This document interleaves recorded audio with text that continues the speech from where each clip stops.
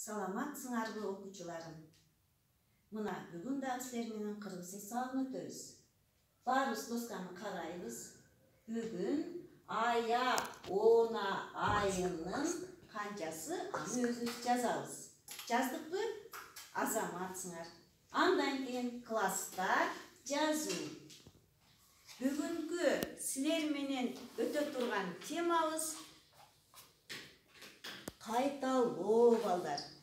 Китеби биздин 24-бетин ачып, кайталоо сабагына көңүл бөлөбүз. Биринчи көнүгүүдө мындай деп айткан.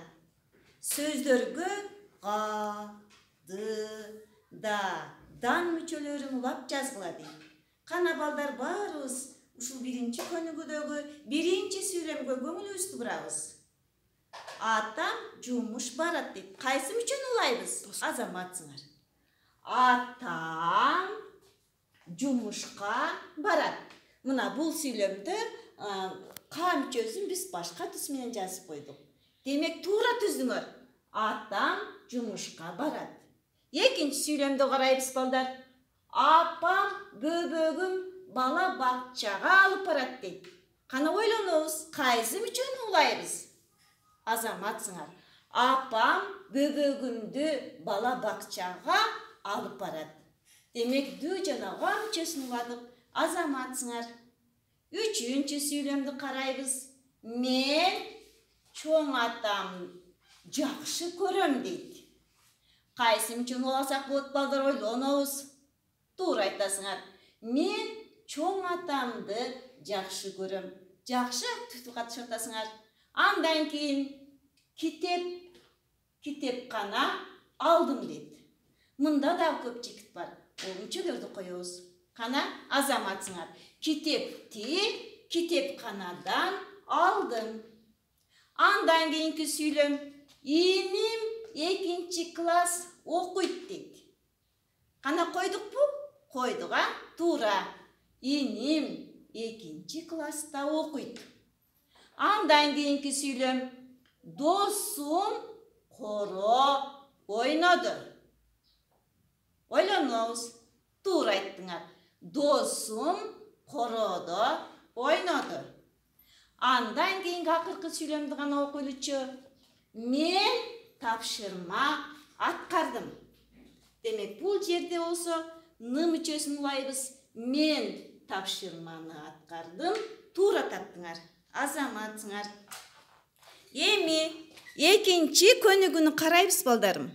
Экинчи көнүгүүдө белек беребиз, ырдайбыз, көңүлдүү өткөрөбүз, кубанычтуу, кооз гүлдесте куттуктайбыз, чай ичебиз, торт деген сөздөрдү катыштырып, сүйлөм түзүп жазгыла дептир. Кана балдарым баарыбыз чогуу ойлонобуз. Кандай сүйлөм түздүк кана? Жакшы. Биз ата-энебиздин туулган күнүндө белек беребиз. Демексе биринчи сөз айкашына белек беребиз деген сөздөргө эмне кылыпсыңар?